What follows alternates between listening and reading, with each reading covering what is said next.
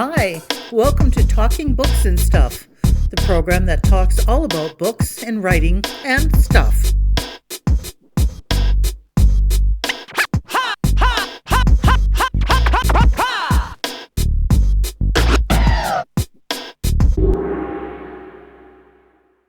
Here's your host, Dennis Rimmer.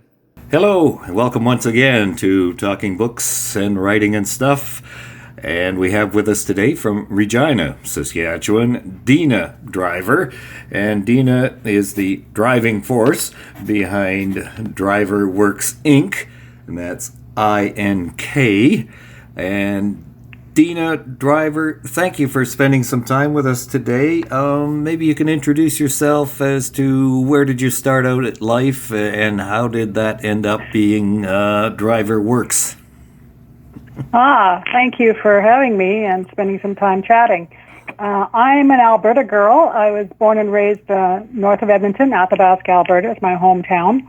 I was a farm kid, and I got interested in writing from a very young age. And I spent a lot of time on the school bus, an hour into town, an hour back. So when I was bored, I would write notes and write poems and write stories and just, write down what I saw. So I've been writing probably since I was about 10. And then I got involved in the high school newspaper. And I was going to be a teacher, actually, until one day in grade 10. I looked around the English class, and all the kids were being quite unruly, and I thought, nope, this is not for me. So then I didn't know what to do for 2 years. I was really boggled and thought, something will come up. I don't know what it'll be. And because I got involved in the high school newspaper, the teacher, who was the advisor, said to me one day in the middle of grade 12, you should be a journalist. And that was the early 70s, and I was a naive farm kid. And I had to say to him, what's a journalist? I had no idea. I mean, and it was strange. If he had said you should be a reporter, I would have got that. I would have understood that. Because right. We had, I think, 2 TV stations, one of them French and one not. But anyway, those were the days where you had to write away to different colleges and universities and find out what their programs were and wait for them to send you the information and look it all over and then send them your application. It was quite the process. Now you look it up online, you click a button, and you're good. You're good. Done. I ended up. Yeah, it was. That's the only process we had, so that's what we did. So I ended up choosing SAIT, Southern Alberta Institute of Technology in Calgary, and it was partly because it was a 2-year program and not 4 years like university programs, and also was very hands-on. And I felt like I was a kid who knew nothing and thought that this would be very helpful to learn some skills. All of the instructors were people who worked in the industry. The photography person worked at the Calgary Herald, the news person worked at a number of different newspapers. So it was really great. The best part about it, well, one of the best parts about it was that's where I happened to meet a man named Al Driver, who was from Regina, Saskatchewan. And Al was actually working in high school at the Regina Leader-Post. He took a break after high school, after working at the paper for a bit, went to Calgary to see if he wanted to pursue journalism as a career. We met, fell in love. Here I am in Regina, a year, at the end of that 2 years. So actually I spent 30 years as a journalist. And then books, that's another story. That came by fluke. A fluke? Well, a serendipitous situation. Absolutely. I think that every writer that I know, or every journalist anyway, has this kind of secret desire to be an author. I know that was certainly prevalent for me. I guess I shouldn't say every, but a lot of writers want to, have one book out there in their name or contribute to a book or something bigger. And so I thought that I would like to do that, but I had no idea what it would be about or if it would ever come to be. So I just carried on in my journalism, and I was a freelance writer.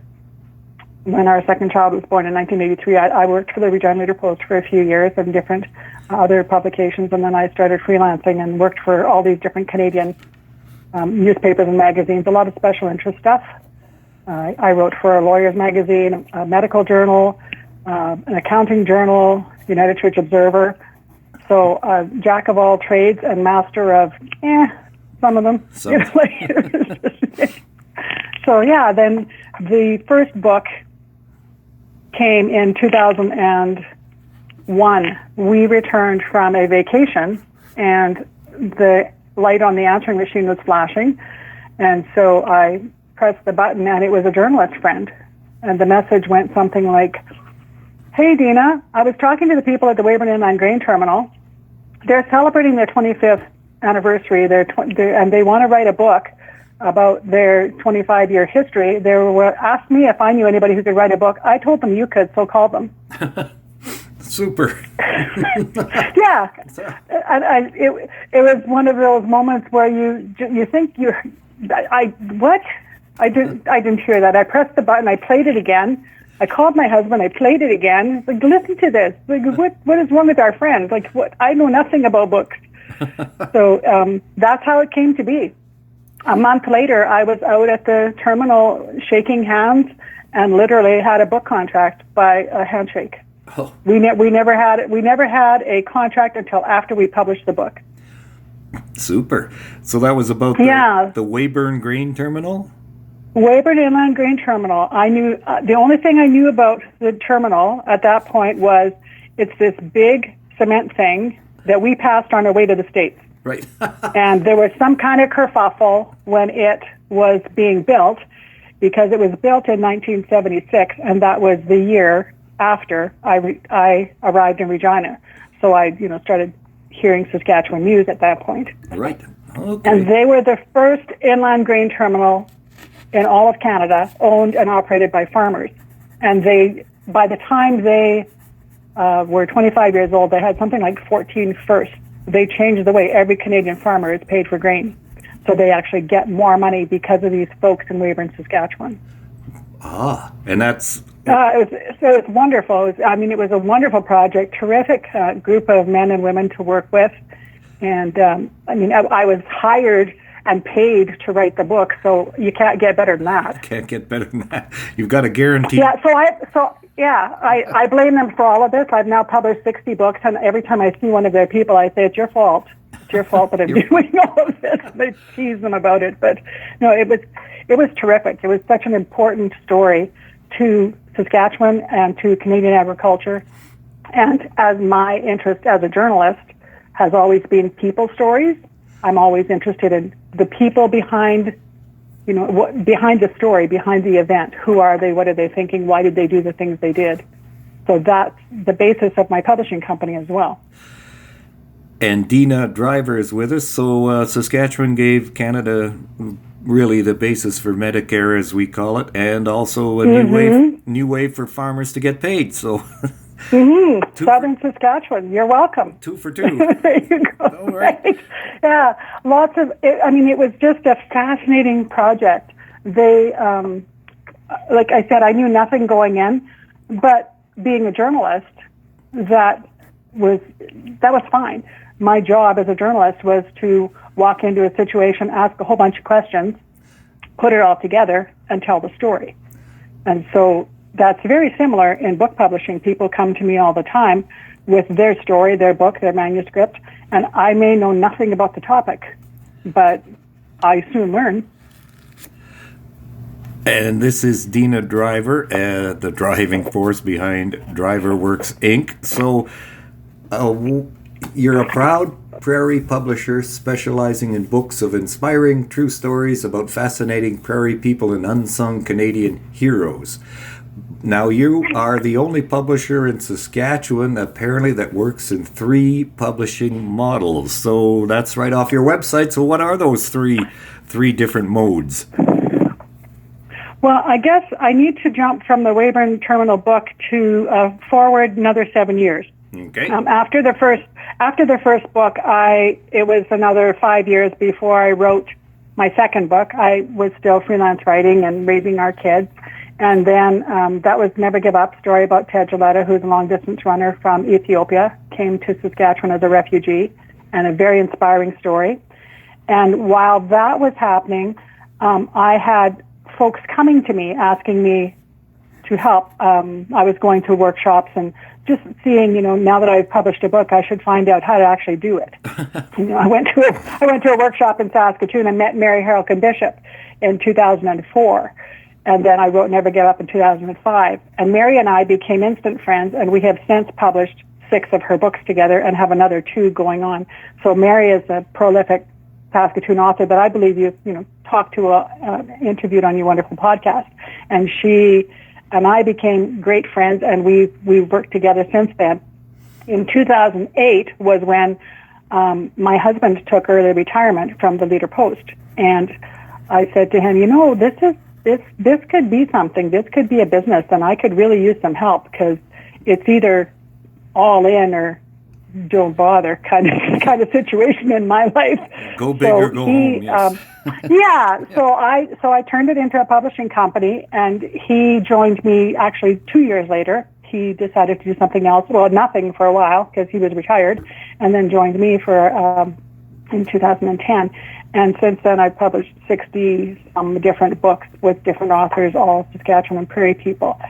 And I started with the concept of helping people in what is now called a hybrid publishing model, where the authors pay the costs of production. They pay me for the editing and the layout and the design, and then I do some marketing and promotion, and that allows the author to have a lot more control over the story and the book and what the book looks like. They have input into a lot of things that in a traditional model may not necessarily be there. The second model I do is the traditional model, and that's where the author gives you the manuscript, and then you take it and do whatever you choose with it, in consultation with the author, of course, but the publisher at the end of the day pays all the costs. The publisher decides on the cover and consults with the author, but if the author says, well, no, I like that font, and the publisher knows that font won't work in the marketplace, if the publisher has the control of the product at that time. And then I said that I started with the hybrid model. That's not true. I started with the self-publishing model because that was the Weyburn Terminal story and the Never Give Up story, and a lot of anthologies that I do. It's the self-publisher traditional model split that I do, that's complicated even more, but that would be traditional publishing, because I pay all the costs, but I'm also one of the writers. Oh, right. So I do some self-publishing, I do some hybrid. Most of my books, about 2/3 of my books are the hybrid model, and I haven't actually bothered to sort it out. I just know that I do all 3, and somebody told me I'm the only one, so that's what I'm going with. Well, good. We're going to stick with that story. And it's a little complicated, and every book is also different. So when people do come to me with questions, there are some answers that fit kind of across everything, but just as every story is unique, every book is unique. And so, it's a fascinating job. And similar to journalism, you were in broadcasting, and every day is a little different. And that's what I love about it. Exactly. That's why I got into it, because I didn't really want to work for a living. So there you go. There you go. Right? Yeah. And deadlines have been the wonderful thing for me. I'm sure if without deadlines, I would have accomplished a lot of nothing in my life. A whole lot of the deadlines are helpful. That's right. Deana Driver is with us, talking about DriverWorks Ink, a Prairie publisher. So you got your start, let's say, in the 2004, 2008 kind of era, which is when people were sort of, I know I sort of started following the trend. About that time, a lot of people were with computers and all these different things. You can sort of do it yourself now. And a lot of people just said, to heck with trying to get a traditional publisher, more or less. Let's just jump in and do it ourselves. So you kind of hit the wave at the right time, I would say. I think that's why the hybrid publishing stuff has come about as well. I'm not the only person in the province who does this style of publishing, and there are a lot of folks who confuse it with self-publishing because, and vanity publishing was the term in those days. Right. People, if you had money, you could take your book and you could just go get it printed, essentially, somewhere, anywhere. You can still do that. You can do it online. You can do print on demand, all of that stuff. The hybrid publishing model has the value of a trained editor, somebody who understands language and has the skills to put the book together in a professional manner, get it into stores if it is a marketable product, who vets the titles and determines that stuff. So there's a huge amount of professionalism involved in that enterprise. Exactly. And I've been doing this since 20 years, which seems like a ridiculous thing coming out of my mouth, but it's been 20 years. I can't believe it. It's been quite a wonderful adventure. And Deana Driver is here on Talking Books and Writing and Stuff, talking about traditional publishing. Unfortunately, a while back, Koto Books kind of went under, and Mary Harlequin Bishop and you, she was involved with Koto, and now she's not, and now she's with you. So is that how did that come about? Well, Mary and I, which I told you a bit about that little story, how Mary and I met at a self-publishing workshop in Saskatoon in 2004. Yep. And it's kind of a cute story where it was lunchtime. I was the only person who was from out of town. Oh. And we broke for lunch, and I thought, what happens now? So I just said, does anybody want to go for lunch? And the way Mary tells the story, it was like everybody scattered except for her and me, and she kind of looked around and thought, uh-oh, like now what's wrong with this woman that I don't, but she took pity on me, I guess, and said, well, I'll go for lunch with you. And we went for lunch, and we had such an instant connection because we share a passion for the written word, and we became instant friends. And at that point, she was working on, I believe, her fourth Tunnels of Moose Jaw series children's book, young adult fiction book. Yep. And we talked about, someday maybe we'll work together, and that would be great. And so we have since then. And so she had her four of her Tunnels of Time, Tunnels of Terror, Treachery, Tyranny books, published by Koto Books. And so when Koto went into bankruptcy, that was very sad and a huge shock for the publishing world and all authors of the province, because it's always bad news when something like that happens. So the books reverted to the authors. So Mary now had a decision to make about what to do with her books. Uh-huh. And so she and I talked, and we knew those books remained popular. The first book was published in 2000, and we knew that there was still a market. There's a whole new generation or two of those of readers who would love that beautiful series of a young girl falling back in time into the tunnels below the city of Moose Jaw. The tunnels do exist. Yeah, so we updated and revised that book and republished it and released it in last fall. And so far, it's considering there's a pandemic on, it's been very well received, and it's picking up, and it's wonderful. Well, it was a lot of fun too. Don't want to again coin another phrase, but yeah, those Mary Harlequin Bishop books, they're timeless because that story Agreed. is going to no, for sure, it's going to appeal to people. Years ago in another life, I interviewed Scott Young, the father of Neil Young, but the famous Canadian sports writer, and we were talking about one of his many books. And he said, yeah, for a Canadian writer, the best thing to do is write, he called him a juvenile book, because that's like your pension. Because interesting. It'll just keep selling and selling, and so he's got Scrubs on Skates and things like that have been around since the 50s, and they're still selling. Nice. So it's as an author myself, one of the things that I tell new writers and would-be authors is that I find one of the writing the book sometimes feels like that was the easiest part of the journey. Oh, yes. Because you have huge competition and discoverability is essential in book publishing. And I tell people who want to publish a book, first of all, why do you want to publish it? And next question, what are you going to do with it once it's published? And their answers to those questions determine for me whether this is, that feeds into the process of whether this is a marketable book. The author, at the end of the day, has to be available and interested in marketing it.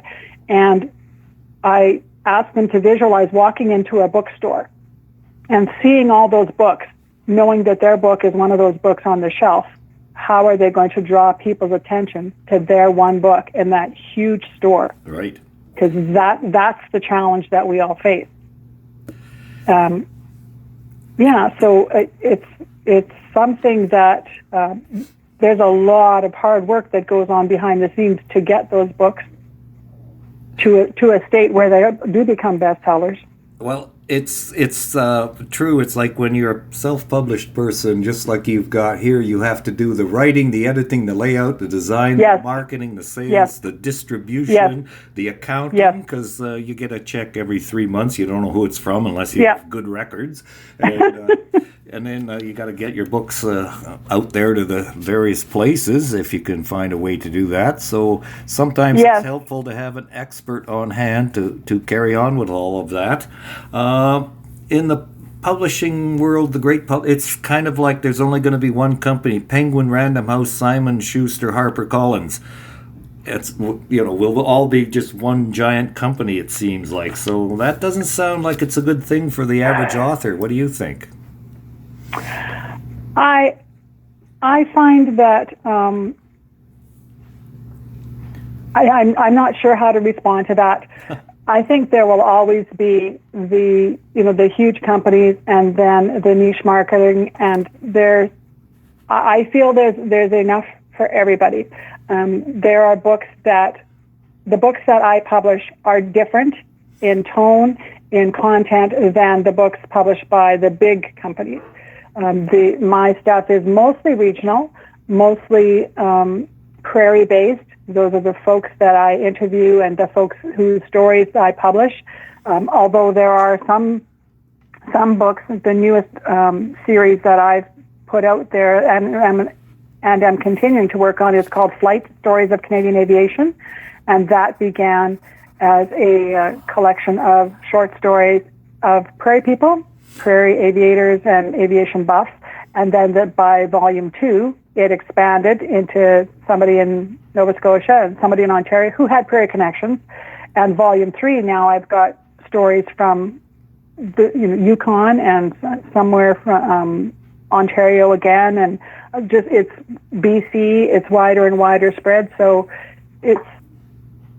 I guess that you just keep plugging away. You do what you do, and you don't spend too much. I don't spend too much energy worrying about the big guys, and I try to focus on our Saskatchewan industry. I'm a member of the board of Sask Books, which is the provincial agency for publishers, and we keep doing our own thing and getting our culture and our stories out there.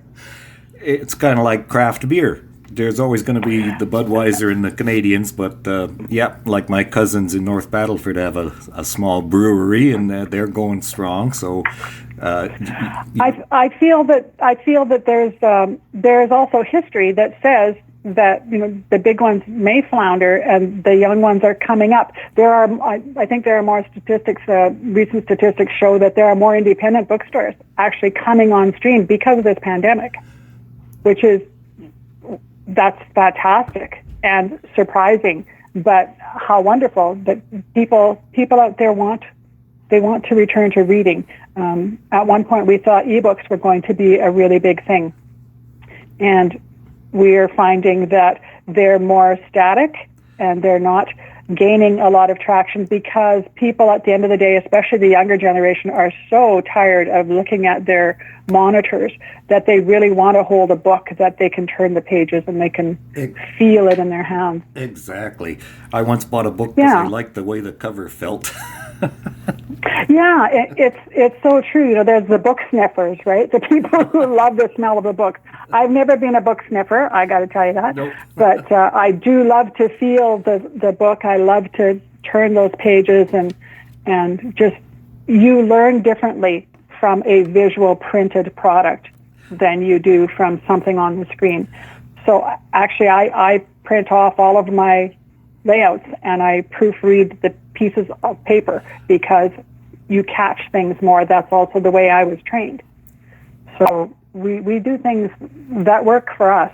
Yes. And try not to let others get into our head too much, I guess. That's my motto anyway. For me, that's the same as newspapers. I don't want to look at my little 2 by 3 inch there you go. computer, handheld mobile device, or even a 20-inch monitor to look for 20 minutes to find one story about the Rapid City Rush of the East Coast Hockey League. Like, no, somebody else print it for me, put it together, collate it, drop it off on my doorstep in big pages so I can see it. Yes. So I disagree with one of the values of the ebooks, though, is that people, as they age, if they're having sight issues, ebooks are wonderful. They're also wonderful when you're traveling. Oh, you can take how many documents with you. You don't have to pack 12 books in your suitcase. Right. So, after the pandemic, one tablet or one computer, you can download them on anything now. So there is lots of values to technology. Everything has its... But there's also a lot of people who still want to see those printed books, and that's great. Terrific. Deana Driver's with us, DriverWorks Ink. Looking through the list of published books you have, here's Lisa Driver, a name pops into mind. There's any connection there?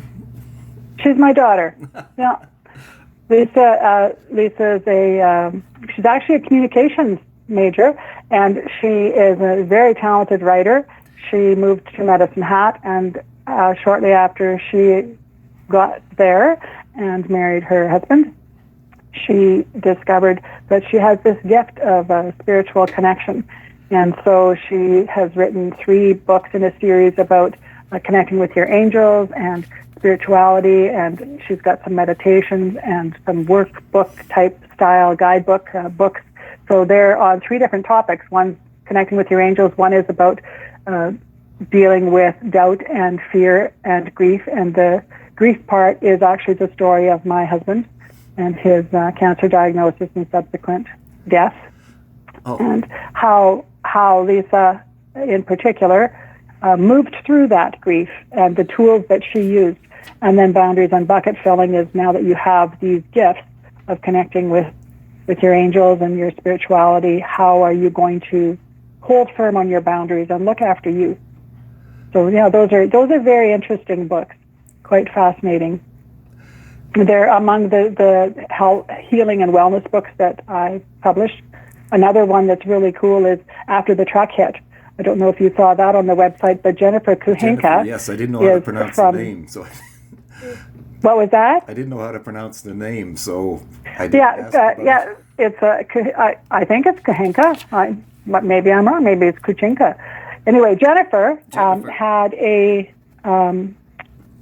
she was in the hospital with her baby, and she got postpartum depression that turned into postpartum psychosis, and she ran out of the hospital in Estevan across the highway and was hit by a semi-tractor trailer and survived that accident and was left with an acquired brain injury. So this is her story of her journal entries while she recovered, everything from learning to walk, talk, and feed herself again to going back to teaching part-time. Remarkable young woman. And then Never Leave Your Wingman, of course, that's an inspiring, incredible story that I wrote about Dionne Warner, who just passed away at the beginning of February, a 9-time cancer survivor. Right. It's a really inspiring story about Dionne and Graham and their love story, and how she dressed up in costume and danced into chemo, a very uplifting, positive woman. And these are teaching us all how to live life every day to the fullest, whether we're sick or not. So that's kind of been my focus. Is I prefer to publish books that teach us something and help us to learn how to be better humans. Perfect. Deana Driver's here. Unfortunately, Deana, we have to wrap things up. But you do have, of course, a website, and DriverWorks Ink. Ink is I-N-K. So just again, you can repeat how we can get in contact with DriverWorks.